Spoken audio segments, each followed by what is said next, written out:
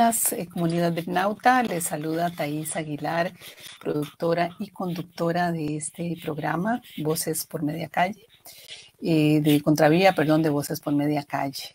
Y es un placer tenerles hoy el lunes 22 de noviembre del 2021.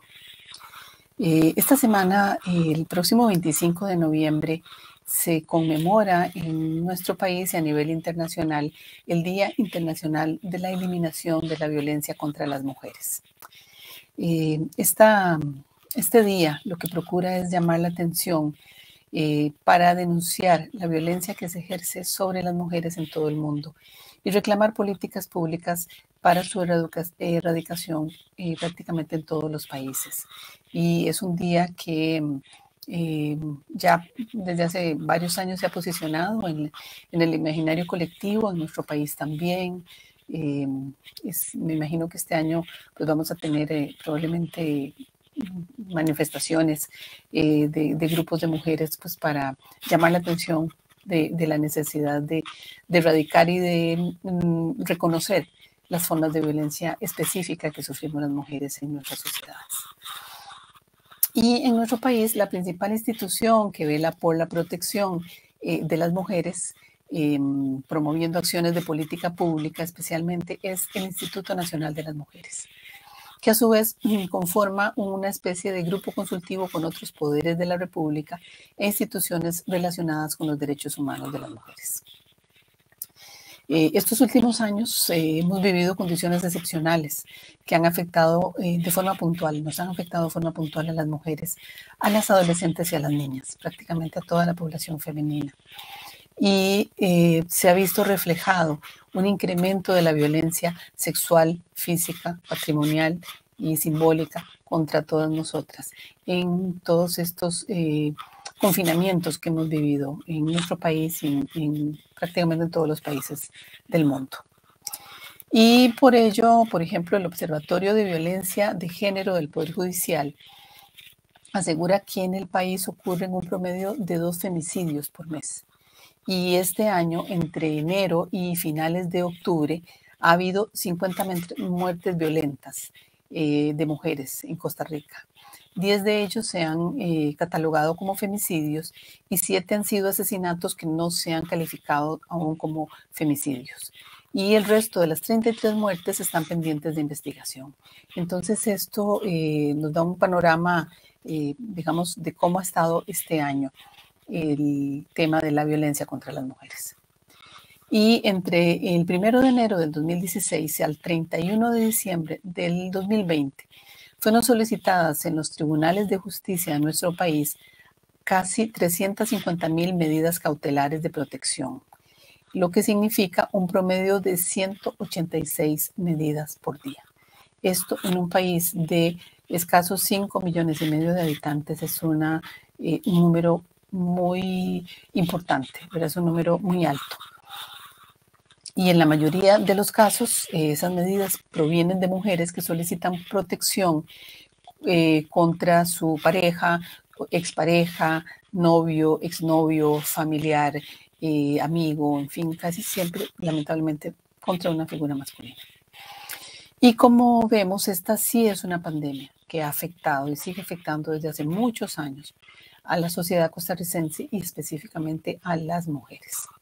Entonces, para hablar de la actual situación de vulnerabilidad y las acciones de protección y sensibilización social, he invitado a la psicóloga clínica Gabriela Delgado Hidalgo, que es especialista del Departamento de Violencia de Género del Instituto Nacional de las Mujeres. Ella se ha especializado, entre otras áreas, en la atención de la población femenina adulta y población sobreviviente o en condiciones de víctima de cualquier tipo de violencia contra las mujeres, sea violencia íntima, sexual, intra o extrafamiliar, trata de personas, hostigamiento sexual y asalto sexual. Entonces, con nosotras, Gabriela Delgado. Bienvenida, Gabriela. Hola, Thais, muchas gracias. Gracias por el espacio. Y bueno, a vos por el tiempo también y porque sé que siempre que se acerca el 25 de noviembre hay mucho trabajo en el INAMU, pues por cifras y cosas de ese tipo. Mira, quisiéramos comenzar con que nos contaras qué tipo de violencias atiende el Departamento de Género del INAMU en el que laboras y si hay alguna tendencia, porque, o sea, yo lo que siento es que hay una tendencia a creer que la institución aborda casi que solo violencia doméstica, ¿verdad? Pero la violencia de género es violencia contra las mujeres y tiene muchas manifestaciones. Entonces, lo que quiero es que tal vez nos expliques los tipos de violencias que hay y bueno, y cuál es la que más se atiende en el INAMU. Sí, gracias. Bueno, tal vez sea importante comenzar diciendo que el Instituto Nacional de las Mujeres efectivamente ingresa a conformar el Ejecutivo en el año 1998 y a partir de ese momento es un ente encargado, una institución encargada de trabajar todo lo relacionado con política pública de las mujeres.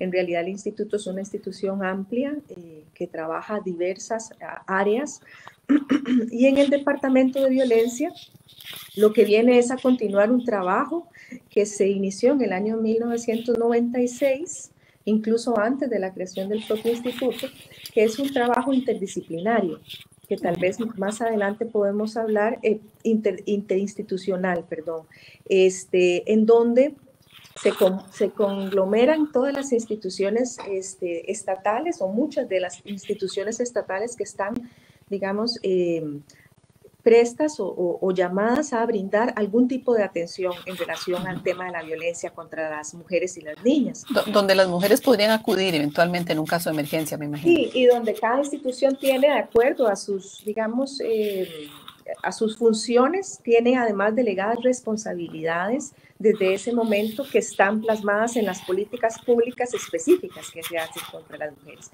De manera que esto atiende una razón muy clara, que es que la violencia contra las mujeres no podría tratarse solamente por parte de una sola institución, sino que se requiere de una intervención estructural para efectivamente hacerle un combate, ¿verdad? Claro. Entonces el departamento trabaja en varias aristas, podemos irlas viendo si gusta, digamos, en varios ejes estratégicos importantes, pero tal vez empezando con la pregunta de qué es lo que atiende específicamente, ¿verdad? El departamento tiene su mayor, digamos, población de funcionarias trabajando por la atención de la violencia contra las mujeres y las niñas en el área específicamente de atención directa. Esta atención directa ha estado desde entonces, desde la creación del instituto, delegada principalmente en los servicios del 911, con los que se tiene un convenio, en el servicio de albergues y en el servicio de atención directa, que hasta hace 6 años básicamente era una unidad que se llama Delegación de la Mujer. Esta unidad es una unidad interdisciplinar donde existe asesoría y representación legal en materia de derecho, servicios de psicología y de trabajo social. Y efectivamente, pues se atiende mucho más de lo que se conoce o se dice popularmente como violencia doméstica. Podríamos decir que atendemos las siguientes, digamos, manifestaciones globales de violencia contra las mujeres. La violencia íntima, que es lo que llamamos violencia doméstica, que efectivamente sigue siendo la mayoritaria. Sí, el principal motivo de consulta, ¿verdad? De las mujeres, que refiere a violencia de pareja, expareja, ¿verdad? En todas sus conformaciones y posibilidades, ¿verdad? Después está la violencia intrafamiliar, es decir, aquella violencia que se ejerce por algún miembro del fuero íntimo de la persona, que están contempladas en la ley de violencia doméstica, que va más allá de los familiares, también refiere incluso a algunas relaciones de afinidad, donde la confianza es como la definición específica, digamos. También está el tratamiento de la violencia sexual, tanto intrafamiliar como extrafamiliar, y ahí ingresa un motivo de consulta muy amplio que va desde la violencia sexual por asalto, por violación en citas, por acoso callejero, por hostigamiento sexual en el empleo y la docencia y el incesto. Entonces, se atienden mujeres que tienen historia de violencia sexual en su infancia o mujeres que han sobrevivido o vienen de sobrevivir un evento de violencia sexual. También se trabaja trata de personas, en el cual el instituto ha sido una de las instituciones más activas para el trabajo de creación de la política pública que existe en construcción en este momento por parte de la CONAT. Es miembro activo de la CONAT. Si nos explicas un poquito qué es la trata de personas, porque no todo el mundo conoce el término, o sea, conocen el término, pero no tienen idea de lo que se trata. Sí, la trata de personas se conoce popularmente como trata de blancas y quizás si lo digo así, más personas puedan entender de qué se trata. Sí. Básicamente es la explotación del cuerpo, digamos en este caso, de un ser humano para fines diversos que van desde la explotación laboral, pasando, que es la mayoritaria en los hombres a nivel mundial, pasando por la explotación sexual en muchas configuraciones. Podría ser, por ejemplo, la servidumbre doméstica, para fines de prostitución, y otro tipo de fines que son, como le digo, muy diversos, que van desde la mendicidad, ahorita no recuerdo, ¿verdad? Pero en el país hay poca información al respecto, pero existe una casuística bastante importante. Y en el caso de las mujeres estamos viendo desde hace varios años un importante aumento de denuncias y por lo tanto de establecimiento de estas denuncias a nivel penal desde que se conforma la CONAT y se trabaja para la promulgación de la ley que tenemos en este país, en donde en realidad vemos que existe la trata de personas de manera muy importante, sí, especialmente asociada, sí, especialmente asociada desde hace muchos años, especialmente asociada al fenómeno de la violencia sexual en el caso de las mujeres y también el caso de explotación sexual, dije, ¿verdad? Y también el caso de la explotación para fines de trabajo doméstico, que es además una forma muy invisibilizada de trata de personas y que es muy concurrente en la región. Muchas mujeres son vendidas en intrapaís para ejercer estas labores y estas labores son vistas como, nunca fueron vistas como formas de explotación, ¿verdad? Entonces, también trabajamos con esta población, trabajamos también con mujeres en conflicto con la justicia por razones asociadas a la violencia contra las mujeres, fundamentalmente aquellas mujeres que se encuentran llevando procesos penales por homicidio. La gran mayoría de ellas, desgraciadamente, ¿verdad? La violencia tiene un término fatal, ¿verdad? Que es el femicidio, o muchas veces varias de ellas o algunas de ellas se ven necesitadas de recurrir a la defensa o a la legítima defensa en situaciones de violencia extrema, sobre todo íntimas, y en esas mujeres también se les acompaña, pero también otras mujeres, por ejemplo, que hacen ingreso de drogas al centro, en procesos también de pandilla o en procesos de trata o en procesos de violencia íntima, que se ven sometidas a este tipo de ingresos y entonces empiezan a tener algún tipo de conflicto con la justicia y entonces se enlaza, digamos, el servicio para poder brindar una atención dirigida a reorientar ese proyecto de vida, ¿verdad? Y finalmente también se atiende, ya en el último tiempo se ha venido atendiendo a familiares sobrevivientes de femicidio. La atención, eso es nuevo, ¿verdad? Sí, en realidad eso es bastante nuevo. Estamos, en el país se está trabajando en este momento una ley de reparación integral para sobrevivientes de víctimas de femicidio, pensando un poco en poder brindar alguna especie de reparación integral, bueno, la palabra de atención, me imagino, pero que tiene que ver con enlace de recursos, tanto de atención para los sobrevivientes niños, niñas, y adolescentes, que son generalmente los que quedan en mayor desprotección, como también para brindar atención penal en materia de representación o coadyuvancia adhesiva, que son dos figuras legales que también el instituto puede brindarle a este tipo de familias. Entonces tienen tienen una gran demanda de servicios, me imagino. En realidad hay una gran demanda de servicios.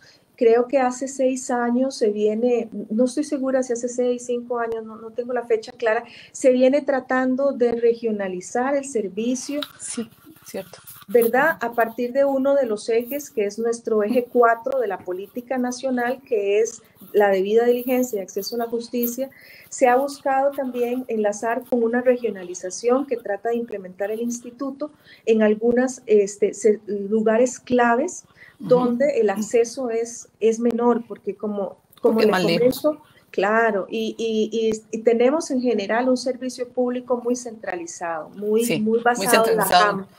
En gran área metropolitana, ¿cierto? Exactamente. ¿Y dónde tienen en este momento servicios de ese tipo descentralizados? ¿En qué partes del país? Sí, tenemos servicios en Pacífico Central, en la zona sur, en la zona norte.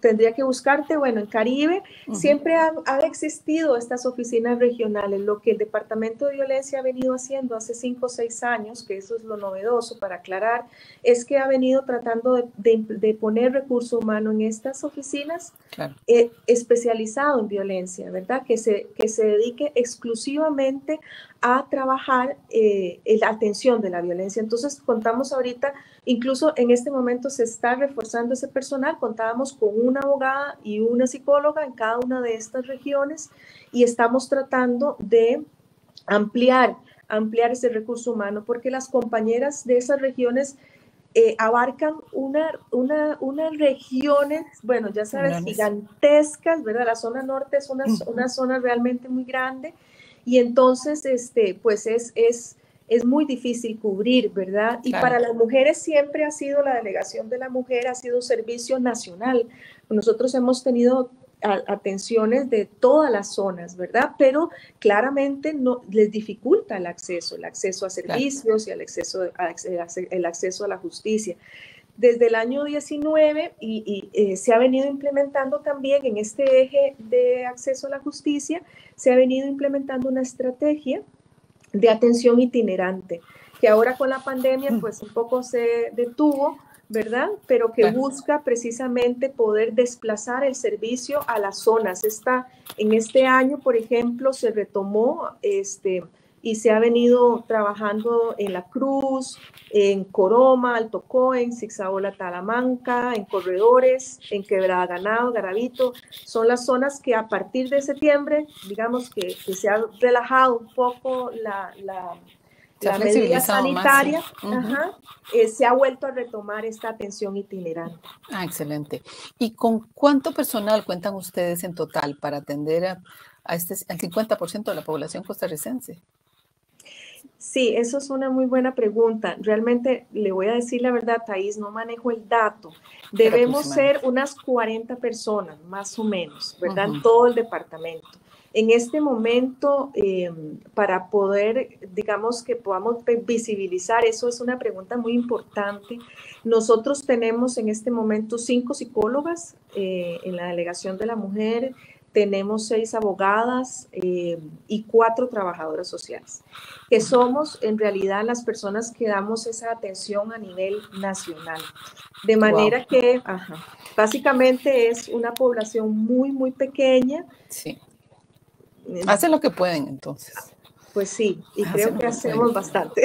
No lo dudo, porque además con todo lo que significa dar atención y acompañamiento emocional, no solo legal, sino muchas veces es emocional y psicológico a mujeres en este tipo de situaciones. Así es. Que suele ser muy, muy desgastante, consume muchísima energía de la persona que está recibiendo esas historias y tratando de ayudar, ¿verdad? Y esto pocas veces se dice, por eso te lo pregunto, porque es una de las críticas comunes que se hacen cuando hay algún femicidio, digamos, un poco escandaloso, un poco que llame la atención de los medios, ¿verdad? Como tuvimos el año pasado varios. que siempre se dice, bueno, ¿dónde está el INAMU? Pero bueno, por eso mi interés de comenzar explicando ese camino, ¿verdad? Y cómo funciona esa institución, y que además ustedes trabajan de una u otra manera enlazadas con Poder Judicial, Ministerio de Salud, Caja del Seguro Social, ¿verdad? Es como todo un conglomerado de instituciones que enfilan su atención a este tipo de situación, ¿verdad? Sí, bueno, un poco al inicio les comentaba, desde el año 1996 se generó esta estrategia que popularmente la llamamos Plan OVI, que es el Plan Nacional para la Atención y Prevención de la Violencia intrafamiliar, se llamó en ese momento, ahora la llamamos violencia contra las mujeres. Es una estrategia interinstitucional que incluso está creada ya por ley a partir del año 98, 2008, perdón, se creó ya por ley, y que tiene, digamos, diferentes niveles de organización. Hay un nivel que es el nivel político, ¿verdad?, donde se encuentran los jerarcas de las instituciones, y baja hacia un nivel técnico, que es el que los que ejecutan y diseñan principalmente la política pública, que somos los funcionarios y las funcionarias que nos encontramos en esas instituciones, y finalmente se desgrana en una gran red de redes que se encuentra en todo el territorio nacional, brindando atención local, ¿verdad?, y específica en cada comunidad. Este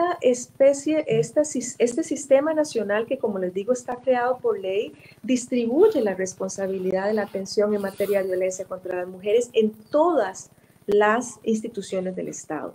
Y la política pública en este momento, tenemos vigente la Política Nacional para la Prevención y Atención de la Violencia contra las Mujeres 2017-2032, es básicamente un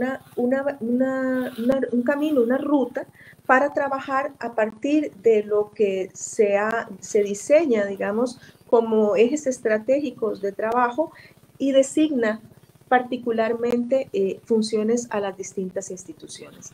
Entre estas instituciones está el Ministerio de Salud, Patronato Nacional de la Infancia, Poder Judicial, Ministerio de Seguridad Pública, están las representaciones de las universidades también como entes participantes de la Comisión de Seguimiento. ¿Las municipalidades participan? Sí, las municipalidades han participado, pero no tienen, digamos, no están conformadas dentro de la comisión por la ley, pero han participado, de manera que también esto es algo que muchos gobiernos locales vinieron durante mucho tiempo apoyando la labor de redes que estaba haciendo Plan OVI, ¿verdad? Sí. A través de la creación de las oficinas de género, oficinas municipales de la mujer. Muchas mujeres entienden que estas oficinas son del INAMU, cuando en realidad no lo son. Son de la municipalidad. Son de los gobiernos locales. De los gobiernos locales, sí. Y hemos visto, digamos, en los últimos años un debilitamiento de esta estructura que venía siendo muy fuerte en los 90s, ¿verdad? Principios de los 2000, ya para acá hemos visto un debilitamiento. Y desaparición. Y desaparición de por lo menos la especificidad, ¿verdad? De la oficina encargada de género, y que brindaba incluso servicios de atención. Tenemos maravillosas experiencias como la de Heredia, por ejemplo, que es un servicio que ha crecido enormemente y que realmente es un servicio en este momento central para toda esa zona. Pero desgraciadamente muchas han venido debilitándose, de manera que la política retoma de alguna manera esta importancia de volver a generar esa gobernanza local para poder realmente prevenir y también atender la violencia contra las mujeres. No, muy interesante, porque esa diferenciación, porque recuerdo cuando surgieron las oficinas municipales de la mujer en diferentes municipios, y que sí, efectivamente poco a poco se fueron desapareciendo, y lo que no desaparece es la violencia, ni baja tampoco, ¿verdad? No es que, tal vez no es que baje, siempre ha estado ahí.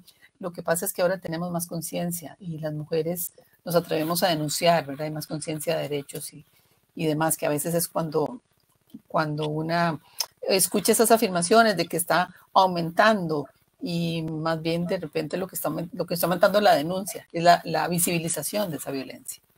Así ¿verdad? es. Uh-huh.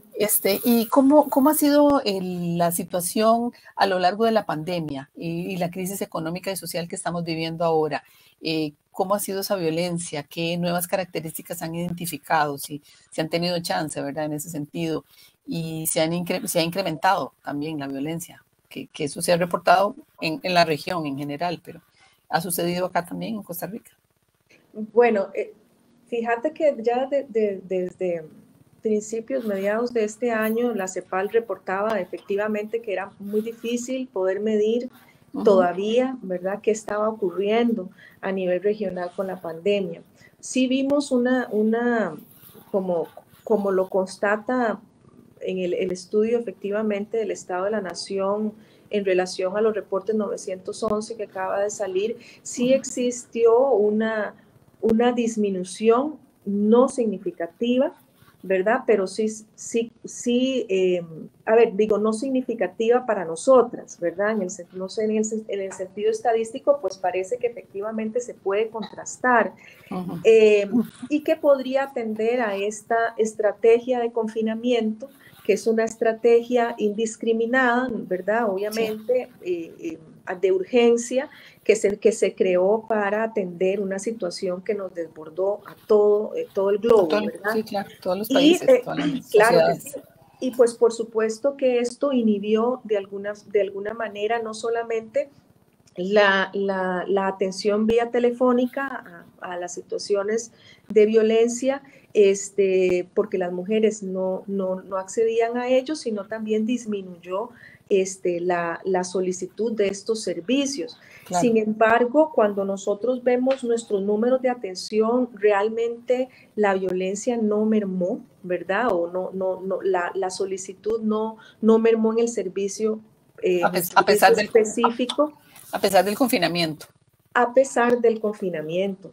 El servicio se mantuvo activo en todo momento y tuvimos que hacer algunos reajustes, realmente quizás no con los recursos económicos y por lo tanto tecnológicos que hubiésemos querido, pero sí se hicieron algunos reajustes para poder seguir brindando el servicio en todo su espectro, ¿verdad? No claro. Solamente la asesoría, la tramitación de incidentes de momento, ¿verdad? De incidentes de urgencia, sino también poder trabajar la atención por lo menos en una primera instancia que llamamos a nivel de psicología y trabajo social, que es movilizar recursos, efectivamente explorar necesidades, disminuir el riesgo a nivel general, restablecer, digamos, algunos mecanismos de las mujeres para poder restablecer la situación en la que se encuentran, pero definitivamente ha sido muy difícil. Muy difícil con la pandemia poder encontrar alternativas, además de que hemos visto dos dificultades, diría yo. Una es en el tema de acceso a la justicia. Realmente complicó muchísimo el tema de las mujeres poder asistir a estos juzgados donde antes podían solamente asistir a poner una medida de protección, ahora el juzgado estaba cerrado, se les atendían algunos desde ventanilla. Yo creo que también estas instituciones hicieron algunos esfuerzos, pero sí notamos realmente un atraso muy grande en el circulante en general de materias como la materia penal y la materia de familia, que tal vez el tema de familia es un tema invisible en el tema de la violencia contra las mujeres, y para nosotros representa uno de nuestros mayores, si se quiere, motivos por los cuales las mujeres acuden a pedir ayuda. Y me refiero a todo lo que tiene que ver con la violencia después de la ruptura, ¿verdad? En algunos lugares se utiliza el concepto de violencia vicaria, por ejemplo, que también la incluye, pero nosotros ampliamos un poco, o a mí me gusta ampliar un poco el concepto a violencia después de la ruptura, porque de alguna manera define una violencia que parece realmente poco creíble que subsista después de muchos años de que la relación principal ya no existe, ¿verdad? ¿Y cómo es ese tipo de violencia? ¿Podría describirnosla? Esas manifestaciones, por favor. Son mujeres que generalmente se encuentran separadas o que han logrado poner un término a una relación que cuando uno las explora a profundidad son relaciones violentas. Muchas de ellas no necesariamente llegan a una violencia con riesgo femicida, ¿verdad? Pero es una violencia sistemática donde hay efectivamente un desequilibrio muy importante en el control y toma de decisiones de la vida familiar. Casi todos de estos procesos son mujeres con hijos o hijas en asocio con esta otra persona, ¿verdad? Y son mujeres que acuden 1 año, 3 años, 4 años después, o algunas que acuden desde el inicio para interponer medidas de protección, pero que es imposible darlas de alta porque existe una serie de eventos que se van produciendo en relación a procesos paralelos a la violencia, que tienen que ver con la economía, ¿verdad? O sea, que tiene pensión alimentaria. Tiene que ver con pensión alimentaria. Permiso de visitas. Ajá, y tiene después que ver con el tema de cómo reorganizar efectivamente la vida del padre y madre a la hora de fungir este rol con los niños y niñas. Entonces estamos hablando de procesos de sustracción de personas menores de edad, procesos de guardia, crianza y educación, procesos de sustracción, procesos en fin, violencia doméstica mucho posterior, 1 año, 2 años, violencias domésticas necesarias, 1 año, 2 años, 3 años, 4 años después, porque en el contexto de la visita y de la interrelación familiar se producen unos nuevos eventos que siempre van tendientes al control, a seguir ejerciendo control sobre la mujer y a efectivamente de alguna manera evadir las responsabilidades económicas y de cuidados que tiene la contraparte, ¿verdad? Sí. Esto lo vemos, es muy, muy alta la incidencia de este tipo de violencias que ocurren en las mujeres que visitan los servicios y además de la característica esta de la triangulación, existen otro componente que es el uso excesivo, abusivo de los expedientes judiciales o los procesos judiciales como un mecanismo para continuar controlando y atormentando la violencia. Esto en el entendido de que claramente todos los padres, madres y todas las personas pueden acceder a los procesos judiciales, por supuesto, para mejorar sus condiciones de interrelación familiar, ¿verdad? Pero se ve un abusivo, digamos, uso. Tenemos mujeres con 29 expedientes, por ejemplo, que desde que inicia hasta que, bueno, algunos no terminan, ¿verdad? Son procesos a todo tipo, denuncias contra los profesionales en salud que atienden a los hijos en la caja, procesos en los colegios profesionales respectivos a los profesionales que atienden a la mujer o que atienden a sus hijos, procesos a nivel administrativo, entonces, pero también procesos a nivel penal por incumplimiento de un régimen que se pasan 1, 2, 3, 4, 5 veces, ¿verdad? Por la vía penal, por diferentes hechos. Diferentes procesos de pensión alimentaria que se continúan durante muchísimos años a través de mecanismos o tecnicismos legales.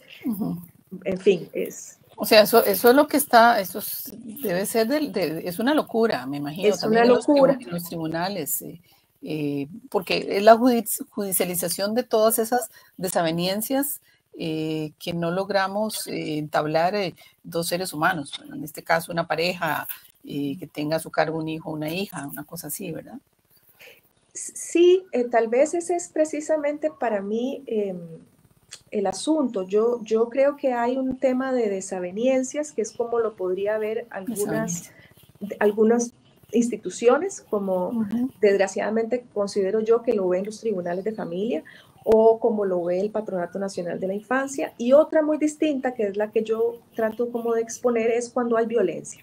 Claro. Y es distinto. Cuando se usa como para violentar, para mortificar, para estar, ejerciendo control. Ejerciendo control, ¿verdad? Y son situaciones que en cualquier momento tienden a tener un pico, digamos, de ebullición en donde la violencia se puede observar más.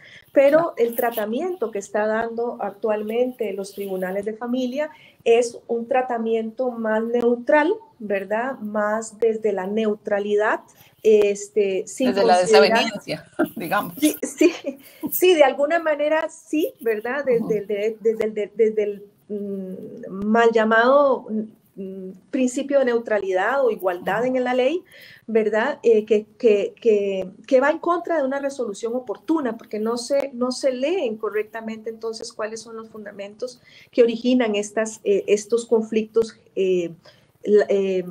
judiciales. Claro, claro, no. Y me imagino que eso tiene que haberse hecho como una especie de cuello de botella con todo lo de la pandemia y todos estos retrocesos, en fin, todo lo que ha pasado en todo el mundo, ¿verdad? Así es. Y que en la última instancia afecta la salud mental de las mujeres y la salud mental de sus hijos e hijas y de las personas que están involucradas en esa familia. Hay algunas situaciones muy complejas, efectivamente. Yo no dudo de que para los jueces puede ser muy complejo ahora con la pandemia cómo dirimir un proceso de interrelación familiar cuando existe una orden de alejamiento y de mantenimiento, digamos, de los grupos principalmente en burbujas, ¿verdad? Entonces, sí. Pero entonces se dieron situaciones como, por ejemplo, una mujer a la que la jueza le impuso un régimen de visitas todos los días de 7 a 8 de la noche en videollamado. Entonces, eso significó, por ejemplo, que esta persona tuviera que poner todos los días la cámara para que sus hijos pequeños, infantes, menor de 5 años, pudieran conectarse con esta persona todos los días durante toda la pandemia. Y eso significa para esta mujer una serie, digamos, de responsabilidades extras, además de una amenaza latente, porque ya después la denuncia en varias oportunidades, porque los niños de esa edad no quieren ponerse, pero sí. Ese mismo régimen lo vi con niños que no caminaban, ¿verdad? Juezas que le ponen un régimen de interrelación familiar vía Zoom a un papá que quiere ver un bebé que no puede atender una cámara. Entonces, sí, claro, que no puede interactuar. Se dan diferentes situaciones, ¿verdad? Que son muy complejas, me imagino, de resolver a lo interno, digamos, de lo que es los derechos de cada uno de los padres, pero también no se toma en consideración los antecedentes, digamos, de la relación de padre y madre, ¿verdad? En donde efectivamente estas condiciones lo que hacen es perpetuar un cautiverio. Un cautiverio que tienen las mujeres en relación a la violencia. Ahora, a través de los cuidados, porque además de que el recargo lo tienen las mujeres con la pandemia, los cuidados tienen que cuidar el régimen de interrelación familiar. Claro, la responsable es ella. Sí. Exacto. Sí, siempre, por algún lado, siempre nosotros nos quedan todas esas responsabilidades. Tenemos en el país muchos mecanismos digamos, de defensa, por decirlo así, de prevención, legislaciones, cada vez tenemos más, ¿verdad? Por ejemplo, las que se aprobaron el año pasado, la del acoso callejero, la ampliación del femicidio, en fin, creo que en sentido de legislación tenemos muchas en Costa Rica. Acciones de política pública, ¿verdad? Como hemos venido recapitulando a lo largo del programa. Y también yo siento que hay una cierta sensibilización social que poco a poco va generando una intolerancia, por decirlo así, social y cultural hacia formas de violencia. Ha costado, ¿verdad? Pero que eso es lo más difícil, ¿verdad? Que la gente asuma que eso es una forma de violencia y que si sos vecina de alguna mujer o una familia que está sufriendo esa situación, que una pueda denunciar y llamar la atención, ese tipo de cosas. Pero ¿qué falta realmente para que estas cifras vayan disminuyendo, para poder tomar como, en cierto modo, control las mujeres de nuestras vidas e ir disminuyendo y erradicando esta forma de relacionarnos en las relaciones de pareja y en las relaciones humanas en general? Porque tenés mucha experiencia como psicóloga clínica, has visto, yo creo que tenés muchos espectros de esa forma de violencia y Y sé que es una pregunta difícil, pero ¿por dónde hay así como el camino para ir encontrando soluciones? Sí, yo creo que los procesos de transformación social son procesos lentos. Como vos decís, Thais, tenemos un lugar privilegiado en este país. Nosotros en Costa Rica somos pioneros en generar sistemas como el Planovi, ¿verdad? Que existe cuando ya apenas está empezando a existir en otros lugares, en otras latitudes de América Latina.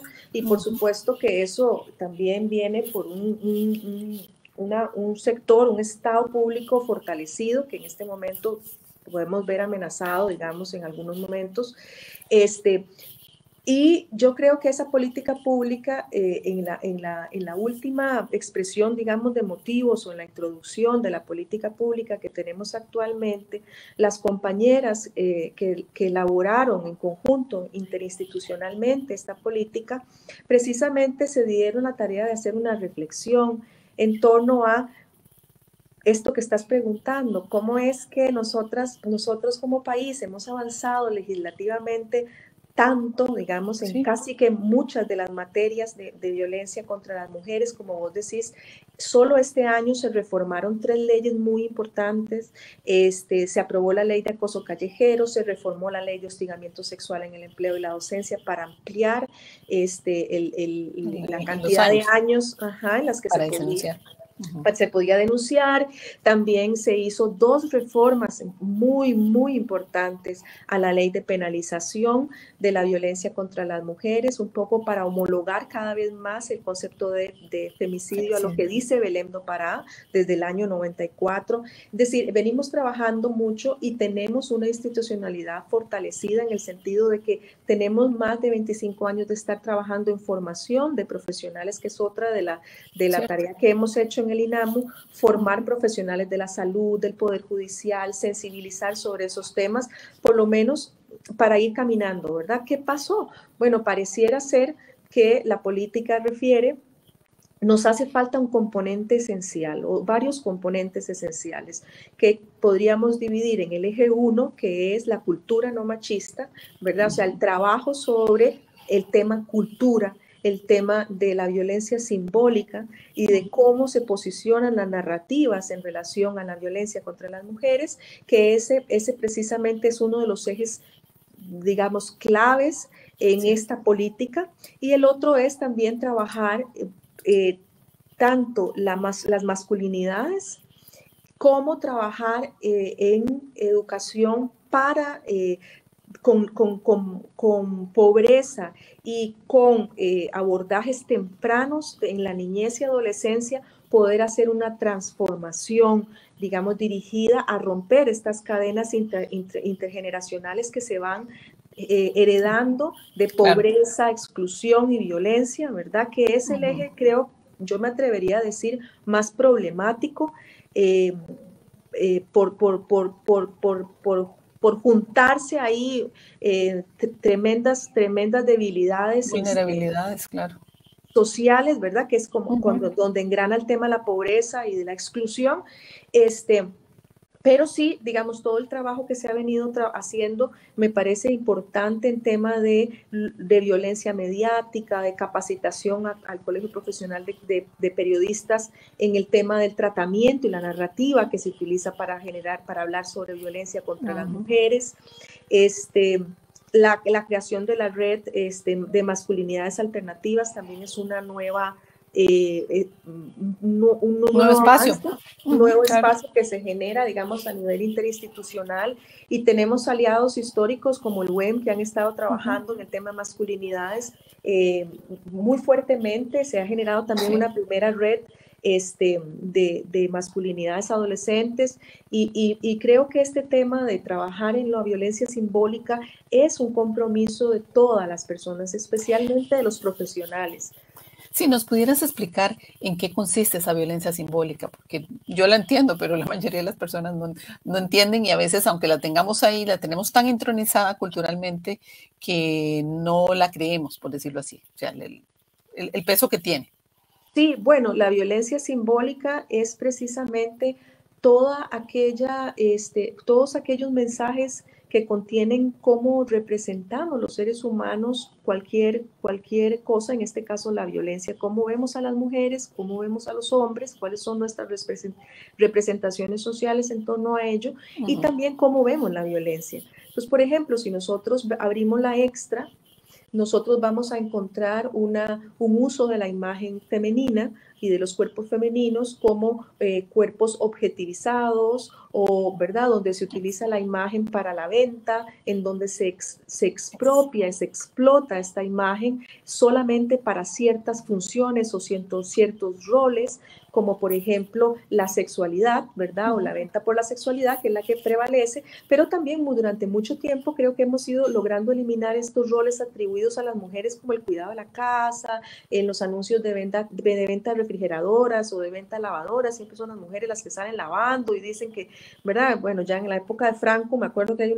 un anuncio que decía que lavar, salía una mujer lavando ropa y decía, lavar es un placer, y yo decía, bueno, ¿verdad? Ese tipo de cosas ya las hemos un poco eliminado gracias a alianzas como por ejemplo la Oficina de Control de Propaganda, que en estas últimas administraciones ha hecho un trabajo muy interesante, sí. Y de hecho hay una ley ahorita que están tratando de promover para dignificar, digamos, la imagen de las mujeres y las niñas. Y creo que se ha avanzado en ese campo. Sin embargo, el otro día estaba escuchando a una compañera del SICOM diciendo, bueno, pero cuando todavía los femicidios siguen apareciendo en sucesos, ¿verdad? Y que me pareció una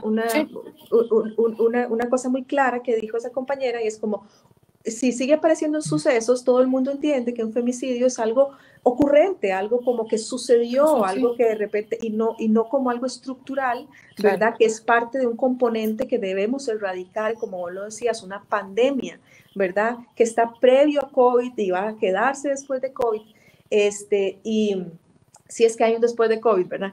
Pero que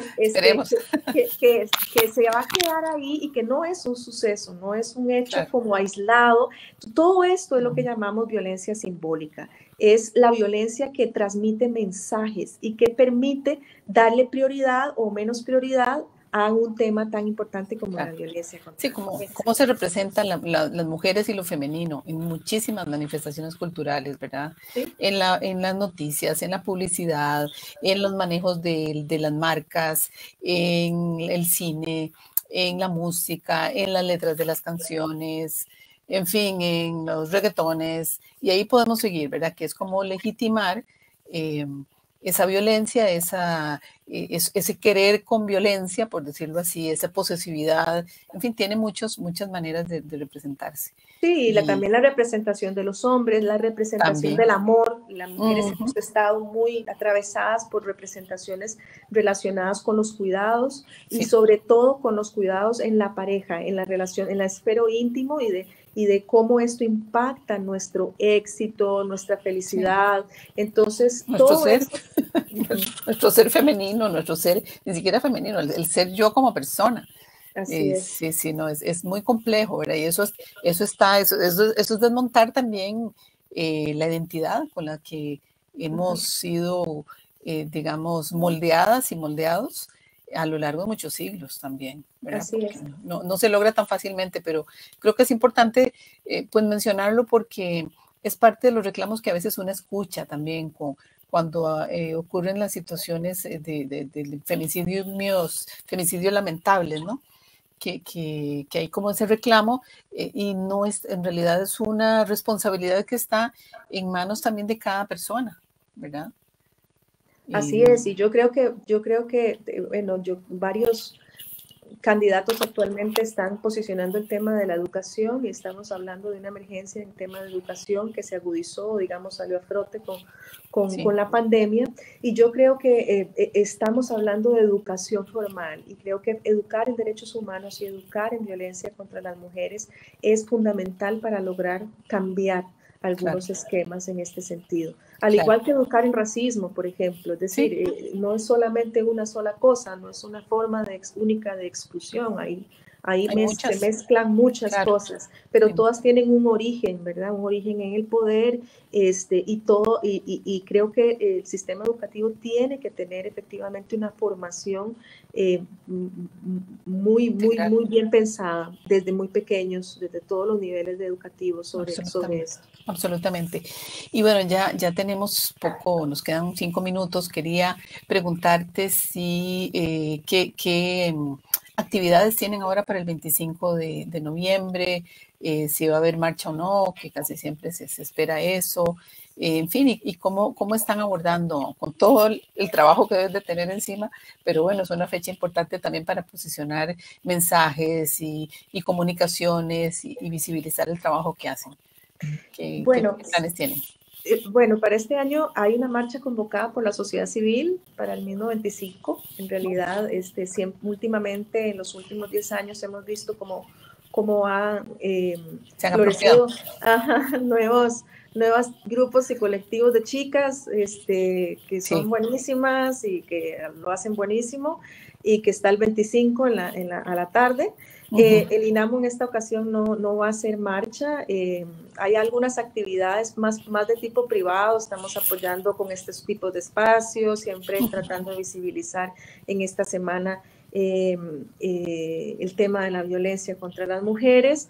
Va a haber una firma, vamos a tratar de crear una responsabilidad a los candidatos ahorita en el contexto de las elecciones, ¿verdad? Para generar responsabilidades. Hay una campaña que está en curso de violencia simbólica que se puede ver en la página del INAMO. De manera que hay actividades más de tipo privado. Creo que también responde un poco como a la situación de crisis que estamos afrontando. Así que bueno. Claro, no, me parece interesante, en fin, que también se puedan ejercer, digamos, influencia sobre otros espacios, en este caso fundamental que sea en el marco de las elecciones y de todo este proceso de toma de conciencia de quiénes son los candidatos y las candidatas, de cuáles son sus programas de gobierno, de qué ofrecen, de qué hablan, de qué están abordando. Hasta el momento no he visto ninguno que aborde nada en favor de las mujeres y los derechos de las mujeres, por cierto. Pero bueno, puede ser que tal vez se me haya ido. Y para ir también, digamos, dando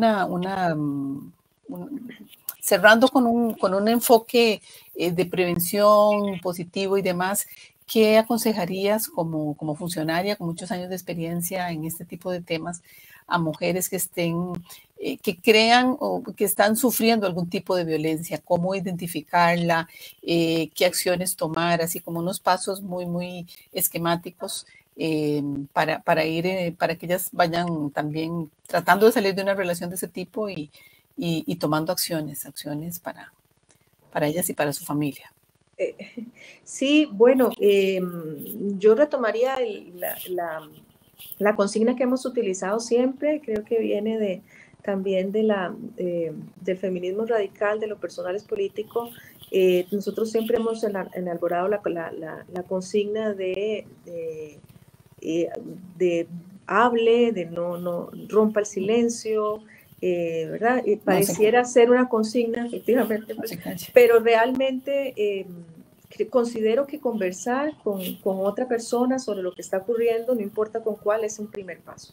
Claro. ¿Qué es lo que está ocurriendo? Bueno, no nos toca a nosotros decidir o ponerle una categoría de qué es lo que sí es violencia, si no es violencia. Lo importante es que si genera daño, si genera sufrimiento, si genera malestar, si genera una sensación de no tranquilidad, que llamamos angustia, una sensación de temor, hay algo que está ocurriendo y que vale la pena conversarlo con alguna persona. Hay diversas, en este momento, en la página del INAMO, pero hay diversas formas, digamos, en línea para poder informarnos sobre qué tipo de violencia o qué tipo de situación podría yo estar enfrentando, sobre todo con aquella violencia que es toda, la violencia que se va directamente a nuestra identidad, a nuestra forma de ser, ¿verdad? Y que es la violencia emocional, la violencia más, entre comillas, sutil, es, sabemos, la más perniciosa y quizás es la que no necesariamente logramos identificar.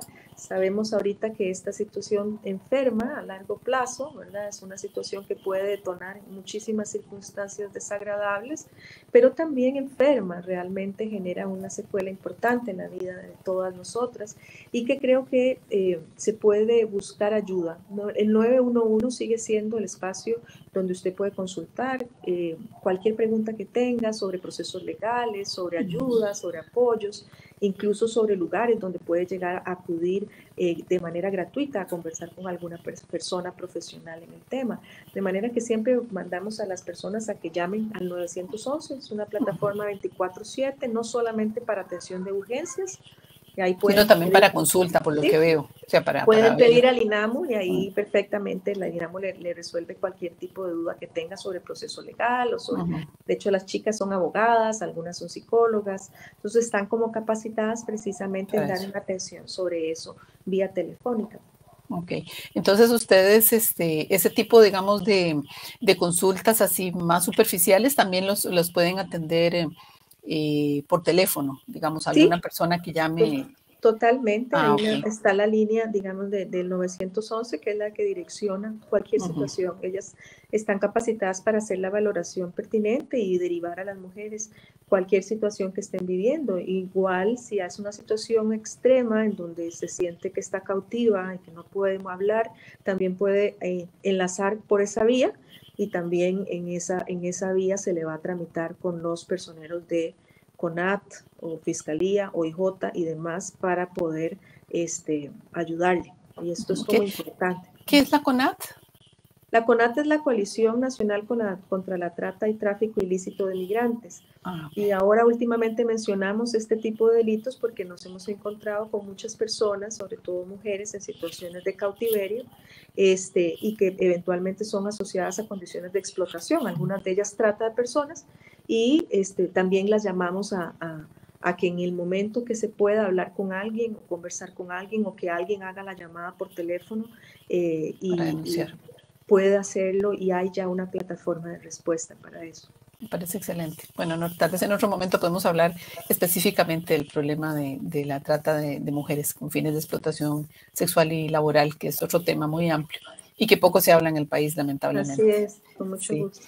Bueno, Gabriela, te agradecemos muchísimo este rato que has estado con nosotras y esperamos pues que sea una semana fructífera también en cierto sentido, ¿verdad? Que a veces el ser fructífera es más trabajo probablemente, pero bueno, de posicionar el tema y de lograr ir generando espacios libres de violencia en el país. Así que muchísimas gracias por haber participado hoy.